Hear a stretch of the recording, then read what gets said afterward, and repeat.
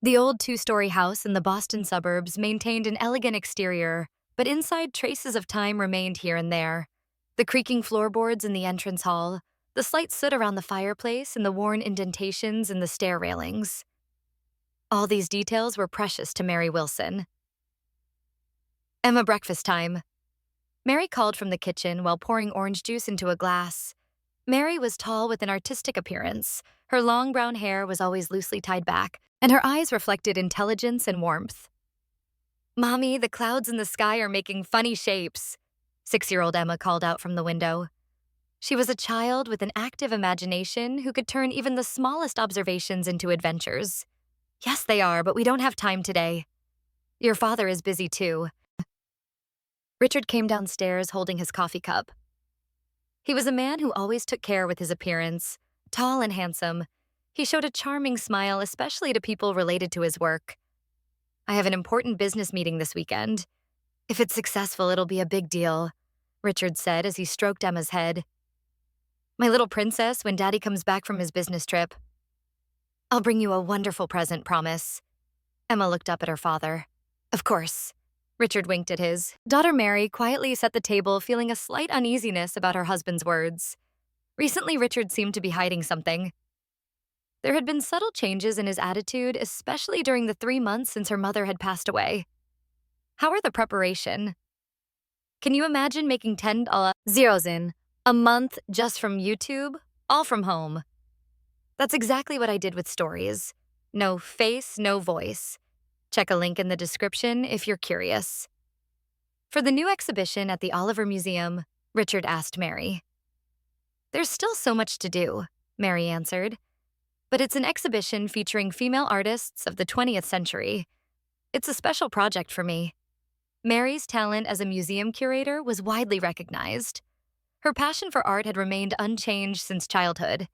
And sometimes she prioritized work over family time. This occasionally became a source of Richard's discontent. "By the way, I got a call from Mother," Richard said casually. "She says she'll be visiting this weekend." Mary inwardly sighed. Her mother-in-law, Helen Wilson, was a typical upper-ass woman who behaved courteously on the surface but never tried to hide her excessive interference and attachment to her son.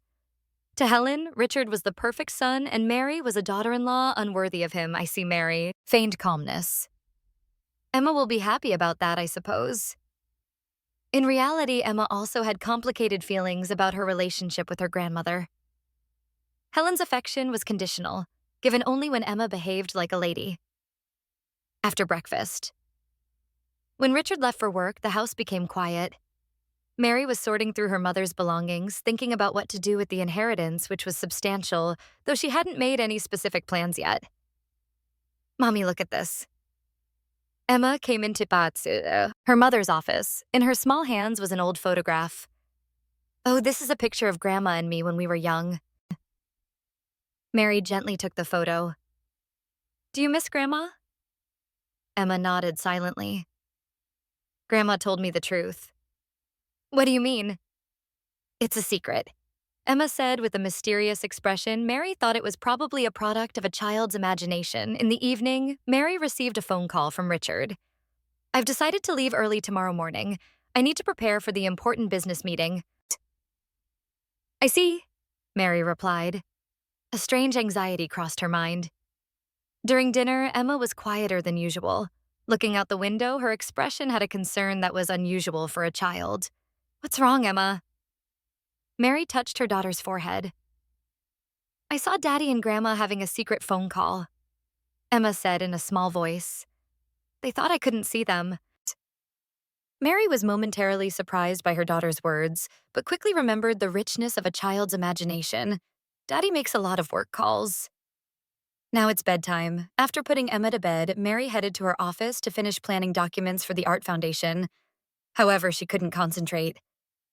Staring out into the darkness, she was overcome by an inexplicable anxiety. The next day, Richard left earlier than usual. While organizing museum materials, Mary noticed Emma looking. Out the window, tension ran through her small back, and she stood frozen by the windowsill, unlike the usually active 6-year-old Emma. "What are you looking at?" Mary approached her daughter. Emma turned slowly and stared at her mother's face. There was a deep concern in her eyes that was unchild. I'm waiting for something to come. What's coming? Mary asked with a smile. I don't know, but Mommy. Emma paused for a moment. Do you remember Grandpa's old basement? Mary stopped moving. The basement, supposedly used by Emma's great-grandfather, had already been sealed off when she purchased the house. She didn't remember mentioning its existence to her daughter Emma. Where did you hear about that? I saw it in a dream. There's a secret room in the basement, a place to hide when bad people come. Mary was impressed by her daughter's rich imagination, but also felt uneasy. The house's survey report had indeed mentioned an old servant's basement, but it was supposedly completely sealed, often inaccessible. Yes, old big houses had places like that, but they're not used anymore. Mary explained gently. Really? Emma's voice was small. While preparing dinner in the kitchen, the phone rang, seeing the name displayed on the screen. Mary hesitated for a moment. It was from her mother-in-law, Helen. Hello, Helen, Mary put on a bright voice. Mary has... Richard left yet? There was an unusual tension in Helen's voice. Yes, he left early this morning. He should have arrived by now, I see. After a brief silence, Helen continued. Let me know if you hear from him. I have an important matter to discuss. Of course, is there a problem? No, nothing, just checking. Helen's voice suddenly grew cold. And how is Emma doing? She's fine. A bit quiet. But I see children often understand more than adults think they do. There was something meaningful in Helen's words. I'll be in touch later. Right after hanging up, Mary heard the sound of a car engine around the house. Looking out the window, she saw an unfamiliar man slowly walking around the house. The man in a black coat seemed to be searching for something. Emma. Mary hurried to the living room. Let's not go outside today. Let's stay here and draw pictures. When night fell and Mary tried to put Emma to bed, she refused to go. I want to sleep in your room. Not here. What's wrong? Did you have a scary dream? Emma shook her head. Daddy and Grandma are planning something bad. I overheard them. Mary was disturbed by her daughter's words. Emma, that's not true. That's just your... It is true. Emma's voice grew a little louder, I found. House plans in Daddy's study. It said there was a secret passage. Daddy was looking at the plans while saying, perfect. On the phone, Mary tried to calm her daughter, but Emma's serious expression made her feel anxious. All right, tonight we'll sleep together in my room, but tomorrow we need to talk properly about this. After putting Emma to bed, Mary called Richard. However, the call just kept ringing with no answer. As her anxiety grew, she sent Richard a message, but there was no reply. Mary picked up her mother's photo and pondered, had her mother been concerned about Richard recently in her mother's belongings? She had found a diary with the mysterious line, worried about R. Late at night, Mary's smartphone rang. It was a text message from Richard coming back early tomorrow morning, have something important to discuss. Mary couldn't sleep, remembering Emma's words. Her daughter had a vivid imagination, but there was something different about her recent behavior. It was as if she truly knew something. Mary got up from the bed and quietly walked around the house. Richard's study door was usually locked, but tonight it was slightly open. Inside there were neatly arranged documents on the desk, and nothing seemed unusual at first glance. But when she tried opening the drawers, the bottom drawer that was normally locked opened. Inside was an envelope labeled life insurance documents. With trembling hands, Mary opened it and checked the contents. A high V-value life insurance policy, newly contracted in her name. The beneficiary was Richard. The contract date was 1 week after her mother's death. This is... Mary murmured. She felt a chill on the back of her neck.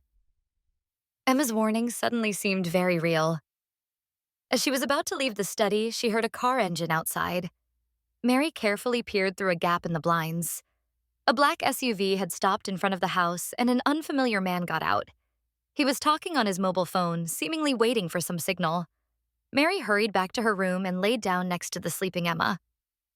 Her heart was pounding rapidly. Mary woke from intermittent sleep. The morning light coming through the window was still weak, and the clock showed 5:30. She gazed at Emma's peaceful sleeping face beside her and felt somewhat relieved. However, that peace didn't last long. A faint sound caught her attention, the sound of a car door closing in front of the house. In the early morning silence, the sound resonated strangely loud. Was Richard back? What was the important talk he had mentioned? The life insurance documents she had found last night flashed through her mind. Just as Mary was about to get up, Emma's small hand firmly gripped her arm. When Mary turned, Emma was already awake, staring at her mother with a terrified expression. "Mommy." Emma's voice was trembling. "We need to escape right now." There was urgency in that small voice, Mary confused. Stared at her daughter's face, what? Why, Emma was clearly trembling with fear. Her small body was stiff with tension, and her eyes were moist with tears. "There's no time. We need to leave the house right now." Mary was confused.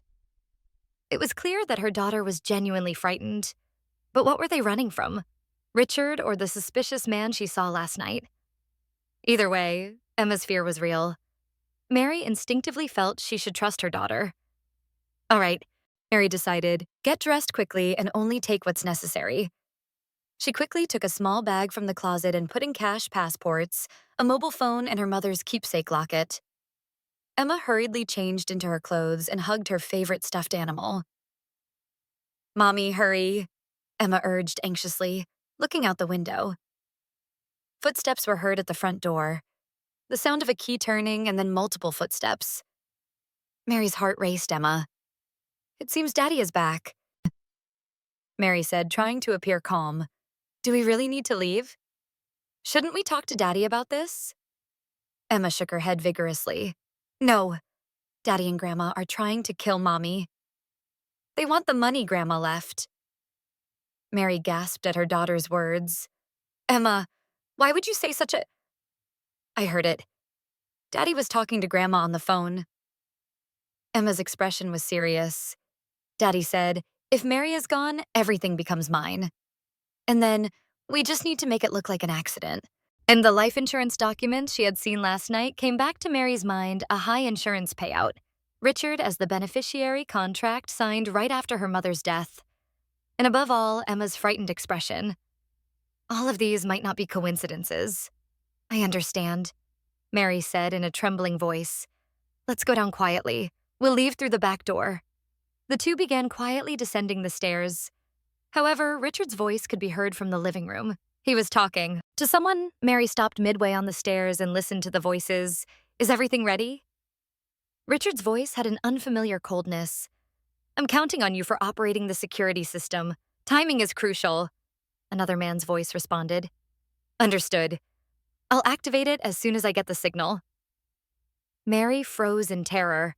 She quickly pulled Emma's hand and headed towards the back door through the kitchen.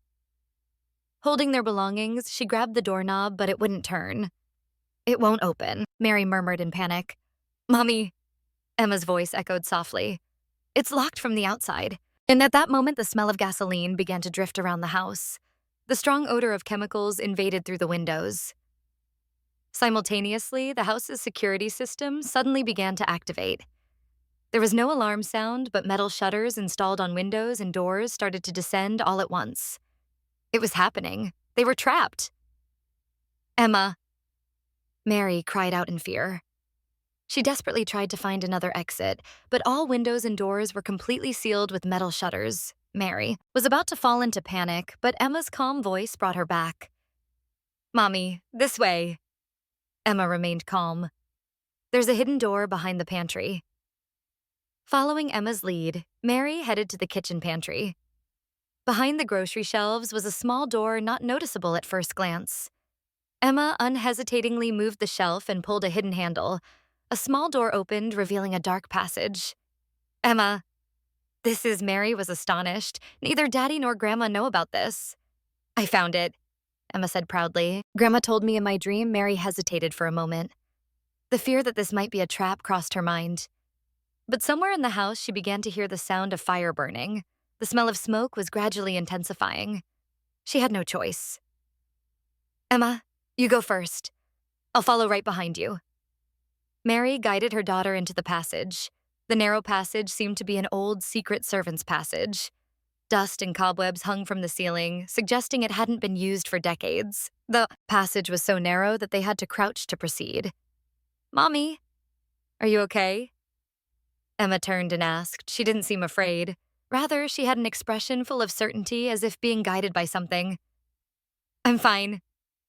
Mary tried to smile, but her heart was pounding with fear. Questions kept surfacing in her mind. Was Richard really trying to kill her? Just for the inheritance? How did Emma know about this passage? After walking for a while, the passage gently sloped, downward, continuing underground. Do you know where this leads? Mary asked. Yes. It comes out under the shed in the garden, Grandma told me. The smell of smoke grew stronger, and behind them came a loud sound like an explosion. The fire seemed to be spreading rapidly. The two hurried through the narrow passage, almost crawling. Finally, a small light appeared at the end of the passage. It was a small door embedded in the basement wall. When Emma pushed the door, it opened with a creak of rusty hinges. Beyond it was the underground space of a shed a little distance from the house. Hurry. Mary lifted Emma and rushed up the shed stairs. When they opened the shed door, the fresh morning air greeted them. Looking back, the house was already engulfed in flames. Black smoke rose high into the sky, and the sound of sirens was approaching the neighborhood. Mommy, let's go to Barbara's house, Emma suggested. Barbara was Mary's close friend who lived 2 houses away. Mary held Emma tightly. Emma, you saved my life. Emma looked up at her mother's face. There was an adult-like calmness in her eyes. Grandma is watching over us. She knew about Daddy's plan. Mary trembled at her daughter's words. There was a certainty about them that seemed beyond a child's imagination. The two hurried to Barbara's house. Barbara was just making her morning coffee. When she opened the door, there stood Mary and Emma, soiled with soot. Their expressions were etched with an indescribable terror. Mary. What happened, Barbara? Quickly invited them inside.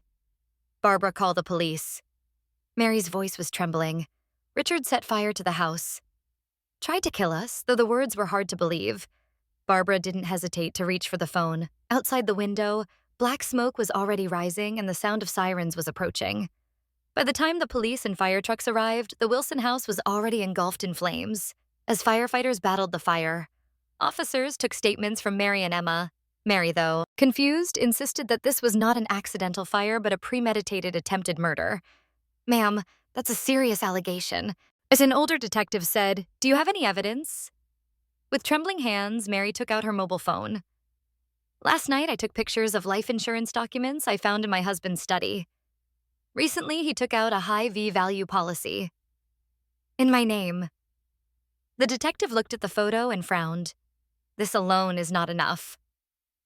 Also, my daughter Emma overheard my husband's conversation. Mary placed her hand on Emma's shoulder. Emma began speaking in a small voice. Daddy was talking to Grandma on the phone. He said, if Mary is gone, everything becomes mine. Then he said, the trick is to make it look like an accident. And the detective looked at Emma kindly. When and where did you hear this? Is it go outside Daddy's study? Emma answered the details accurately. Daddy was talking on the phone and didn't notice me. Then he was looking at the old house plans. He said, the security system modification is complete. By the afternoon, the situation at the scene had changed drastically. The fire investigator announced preliminary findings. This is clearly arson.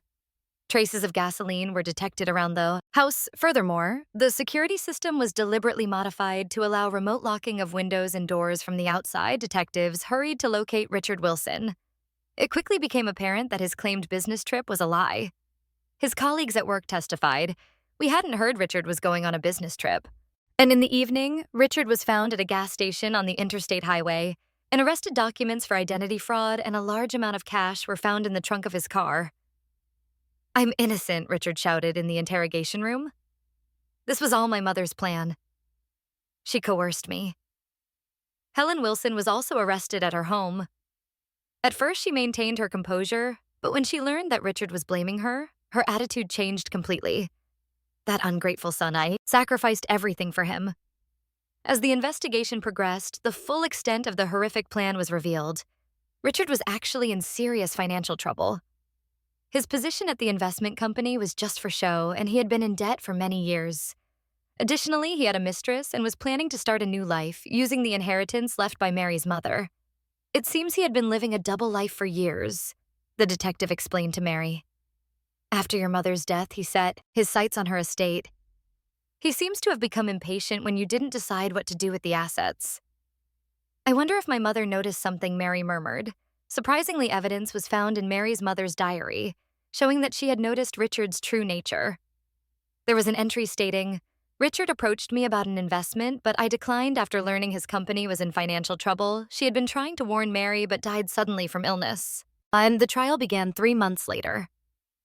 The prosecution presented extensive evidence. Numerous planned conversations between Richard and Helen were discovered on Richard's mobile phone, revealing detailed plans to make Mary and Emma appear to have died in an accident. The defendant, Richard Wilson, meticulously planned to kill his wife and daughter to obtain the inheritance. The prosecutor addressed the jury. He modified the house's security system and executed the cold-blooded plan of trapping his wife and daughter and setting fire to the house. The defense tried to question Richard's mental state, but he suddenly changed strategy and tried to place all responsibility on Helen. Mother was manipulating me. I couldn't escape her control. However, this strategy backfired. Helen was infuriated and testified surprisingly frankly about her years of doing on and controlling her son as well as her own role in this plan. I was determined to do anything for my son's happiness. Mary wasn't. Worthy of him, I thought if she was gone, Richard could achieve the success he was meant for. But the most important witness at the trial was Emma. With a composure far beyond her years, she testified about overhearing her father and grandmother's conversation, finding the house plans and being told about the existence of the secret passage in a dream by Grandma. Who is this Grandma you're referring to? The prosecutor asked. Mommy's mommy? Emma answered simply. She told me that Daddy was planning something bad. A quiet emotion spread among the jurors. The pure belief and courage of a 6-year-old girl had saved 2 lives. Ultimately, both Richard and Helen were found guilty. Richard was sentenced to 15 years for attempted arson and attempted murder, while Helen received an 8-year sentence for conspiracy. Outside the courthouse, Mary held Emma tightly. You saved our lives, Emma. Emma looked up at her mother. Mommy, it's just the 2 of us now, isn't it? No, we have each other. Mary smiled. And it seems Grandma is watching over us too.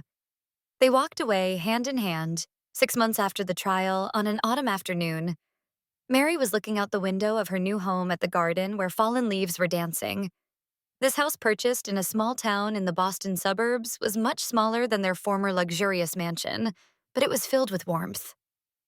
Mommy, look, Emma, came home from school and showed her a drawing.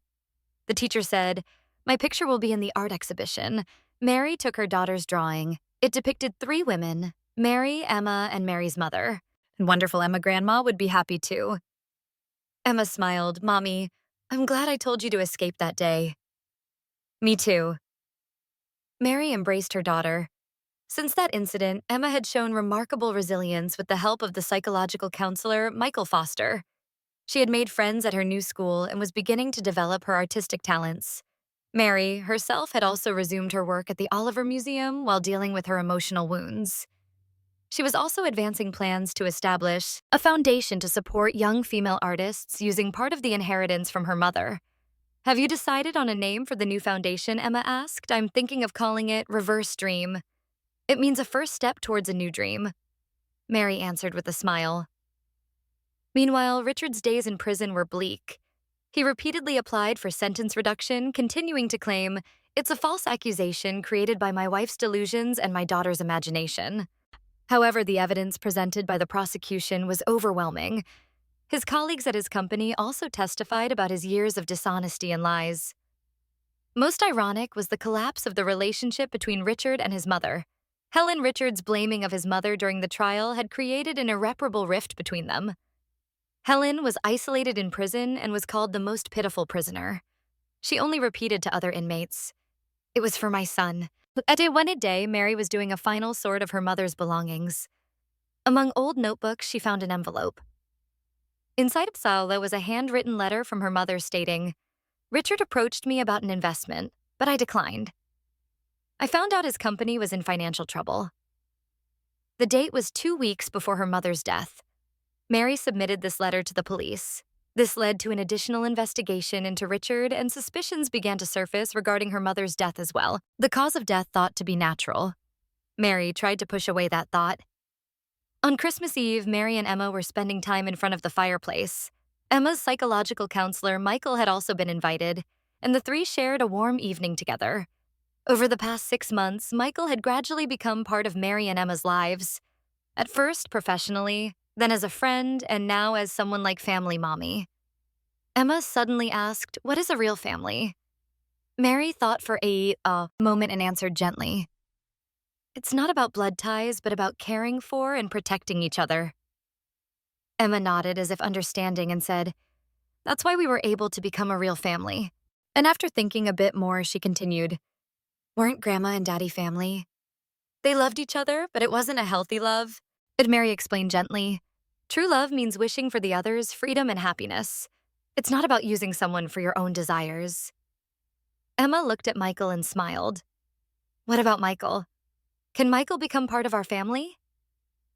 The two adults exchanged glances, and Mary's cheeks turned red. Michael smiled gently and replied, "That's something we'll all talk about someday." Snow had quietly begun falling outside the window. A sense of anticipation for a new year and a new beginning enveloped this small house. Mary held Emma tightly. "Your courage created our new life." With these words, they were taking a step towards a bright future.